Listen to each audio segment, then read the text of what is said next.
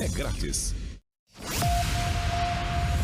Este é o RN Opinião, na Jovem Pan News. 4h43. O presidente Jair Bolsonaro afirmou em entrevistas nesta semana que tem a ideia de fatiar e vender a Petrobras. Sobre esse assunto, nós vamos até Brasília conversar com a repórter Camila Andrade. Camila, qual é a repercussão dessas falas do presidente com os senadores aqui do Paraná? Pois é, Mark, essa fala ela repercutiu, claro, entre os senadores do Paraná e entre todos os políticos. A Petrobras virou, de novo, um ponto central no debate aqui em Brasília. Antes de eu falar especificamente sobre os deputados, eu queria falar um pouquinho mais sobre essa fala do Bolsonaro, né, para a gente poder entender o porquê de tanta polêmica em torno disso. A gente sabe que a alta do preço dos combustíveis é um fator que preocupa. Hoje a gente está a exatos 4 meses das eleições e os combustíveis, eles têm pressionado principalmente a alta que a gente tem na inflação. E mais do que isso, né, a gente, claro, fala principalmente de gasolina, também do óleo, eu acabei de esquecer aqui, o biocombustível que a gente usa, o etanol, o álcool. E aí, portanto, isso afeta diretamente as nossas vidas, né? Porque o combustível você não, que você abastece com diesel. Seu carro deve ser diesel, né, Mark? Mas, em geral, isso impacta diretamente a vida das pessoas. Mas, para além disso... Não, Camila. Pera, deixa eu me defender aqui, Camila. O meu não é diesel, não. Eu, inclusive, abasteci com álcool, porque tá caro pagar R$350 na gasolina.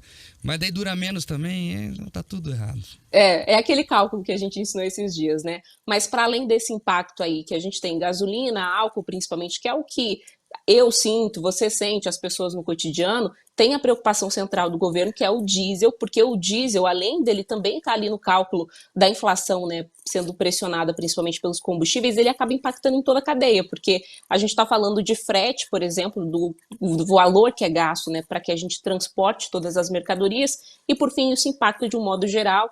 A preocupação com os combustíveis ela é grande, mas também tem a dos alimentos, que inclusive está maior, né, a gente tem aí uma inflação dos alimentos que está bastante elevada, e isso é uma preocupação latente para o governo há tão pouco tempo das eleições. Portanto, o Bolsonaro ele voltou a falar muito sobre isso. Hoje, inclusive, o que está circulando aqui por Brasília é que há a possibilidade de que a gente tenha aí um decreto por meio do Planalto de calamidade pública, usando como justificativa não só a pandemia, que a gente já tem aí se arrastando há 2 anos, mas também a guerra da Ucrânia, principalmente isso, para que eles pudessem, aí, de alguma forma, conseguir mais um espaço no orçamento para oferecer um subsídio. E aí eu vou chamar aqui um trechinho do que foi que disse o Bolsonaro em relação a essa possibilidade de privatização da Petrobras, de fatiar a empresa. Vamos ouvir. A privatização da Petrobras leva no mínimo 4 anos. Tá? É uma ideia de fatiar a Petrobras. Realmente não está dando certo atualmente. Até chama de Petrobras Futebol Clube.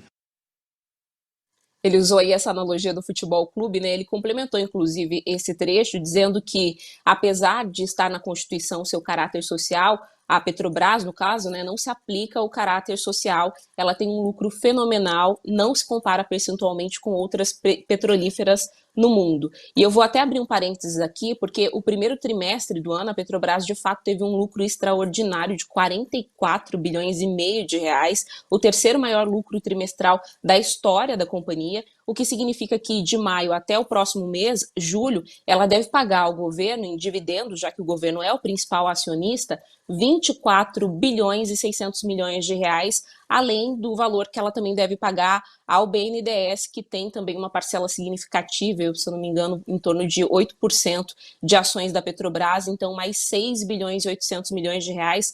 No total, a União deve receber, então, em dividendos nesse período, mais de 30 bilhões de reais. Esse, portanto, seria, segundo os especialistas, o papel social da empresa, né? Hoje, também numa entrevista à CNN Brasil, o Ciro Nogueira ele foi questionado sobre isso, se esse dinheiro que é pago em dividendos não poderia ser usado para pagar, por exemplo, o subsídio aos caminhoneiros, né, para evitar aí que a gente tenha mais pressão ainda sobre o preço de basicamente tudo pelo país e, por consequência, um aumento mais significativo da inflação, mas ele disse que essa estratégia ela já foi analisada pelo governo, inclusive Senado, Câmara estava pressionando para isso até um certo tempo atrás, mas segundo ele isso faria com que a gente ultrapassasse o teto de gastos e, por consequência, a gente teria também uma alta no preço do dólar.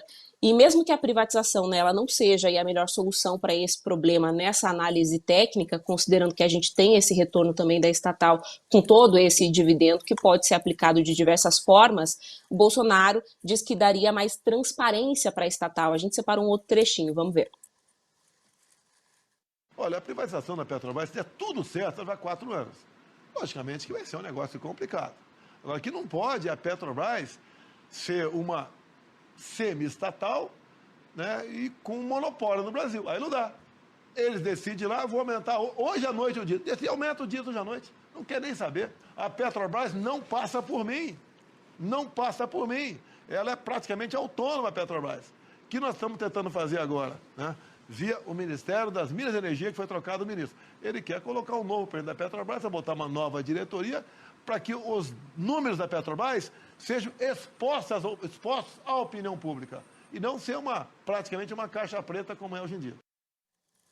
É um grande dilema, né, Mark? Porque, de fato, hoje a Petrobras ela funciona como se fosse uma empresa privada, ela opera aí com margem, né, considerando a paridade de preços internacionais, portanto o governo, em especial esse, né, que tem um perfil liberal, ele não deve fazer uma mudança de política. O que pode ser feito, o que o Bolsonaro tem feito aí ultimamente, é justamente trocar esse comando para fazer inclusive uma sinalização para a população, principalmente para o eleitorado, de que ele está tentando fazer alguma coisa, mas no final das contas, de fato, se torna um problema para os governantes, então a privatização também acabaria tornando eles mais isentos, de fato, né, sobre o que acontece ou não, porque é claro que a população acaba culpando os governantes com relação a todos esses aumentos. A gente também procurou os senadores do Paraná, eu conversei agora há pouco com o Oriovisto Guimarães, e ele concorda com o Bolsonaro, ele acha que a privatização, nesse caso, seria uma boa saída. Vamos ouvir. Eu acho que o presidente Bolsonaro está certo em pensar em fatiar, em vender refinarias, porque realmente não se pode atribuir à Petrobras nenhum papel social. Não adianta estar na Constituição ou coisa que o valha. Na hora que se constata que a enorme maioria do capital da Petrobras pertence a proprietários privados, se essa empresa fosse meter a falsificar preço, vender abaixo do preço de mercado, ela pode ser processada no Brasil e Nova York, porque ela captou dinheiro no mundo inteiro. Então o presidente Bolsonaro está certo. A Petrobras não foi feita para fazer papel social. Ela é uma empresa como qualquer outra. Se se quer ter uma política para abaixar o preço dos combustíveis no Brasil, isso não é papel da Petrobras. Isso é papel do governo federal.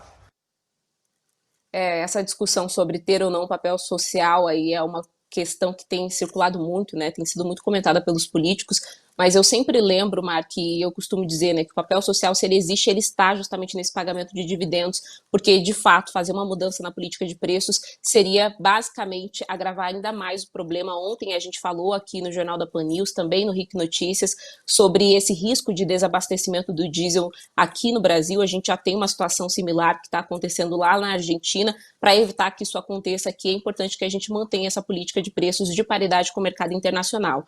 Apesar de a gente não ter tido essa mudança na política de preços, por conta de todas essas pressões que a estatal tem sofrido, os preços que estão sendo praticados, eles estão sim um pouco defasados, o que é mais um indicativo de que a gente possa ter aí uma possibilidade de desabastecimento, porque vai dificultar essa negociação que tem que ser feita agora, a partir de julho, para que a gente tenha aí no segundo semestre estoque suficiente para atender a nossa demanda interna, e com essa defasagem de preços, essa negociação ela fica bem mais difícil, viu, Mark?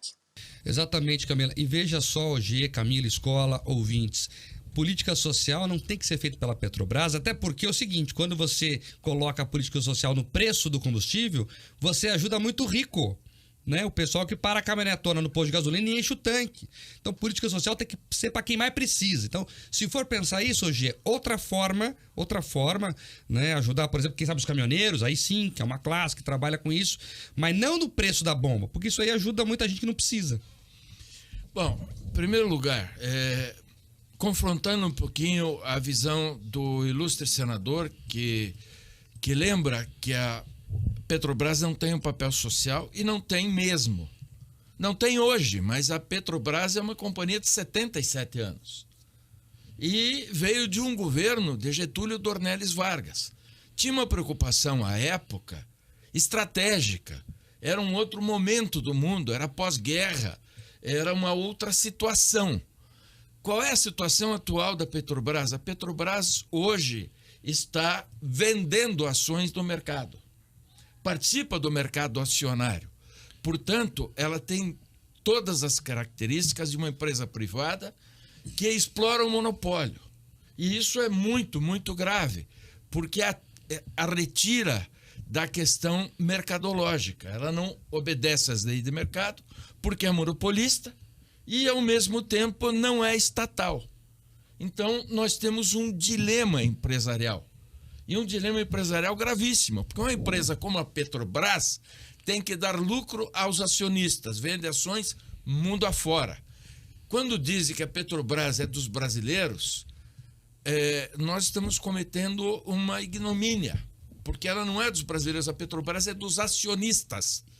E quando o senador diz que ela tem que ser fatiada, privatizada, e apoia o presidente da República nesse aspecto, o senador da República está corretíssimo.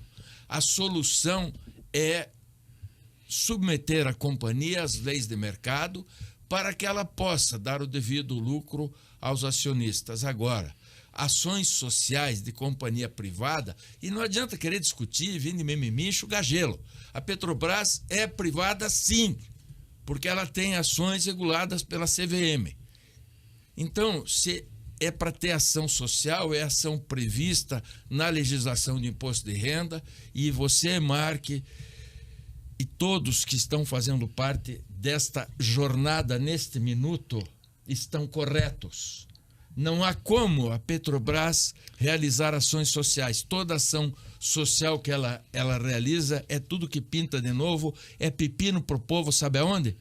Na boca da bomba, lá na hora que você vai pagar a gasolina. Agora tem uma palavra nova aí. Hoje o Ogebook bateu o recorde da vida dele. Você soltou ignomínia, que no caso é aquela pessoa de degradação social, opróbrio, aquele que envergonha, enfim.